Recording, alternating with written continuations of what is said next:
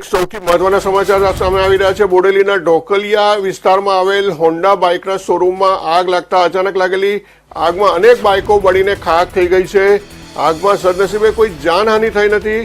વહેલી સવારે લાગેલી આગને લોકોએ કાબૂમાં લેવા માટે પાણીનો મારો ચલાવ્યો હતો। બોડેલી ફાયર ફાઇટર ઘટના સ્થળે પહોંચી આગ ઓલવવાનું કામ હજી ચાલી રહ્યું છે। તો જણાવી દઈએ કે બોડેલીમાં હોન્ડાના બાઇકના શોરૂમમાં આગ લાગી છે।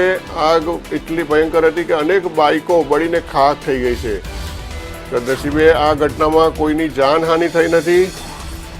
ઘટના વહેલી સવારે બની હતી, જેમાં લોકોએ આગ પર કાબૂ મેળવવાનો પ્રયાસ કર્યો હતો અને ફાયર ફાઇટર ઘટના સ્થળે પહોંચી આગ ઓલવવાનું કામ શરૂ કર્યું હતું।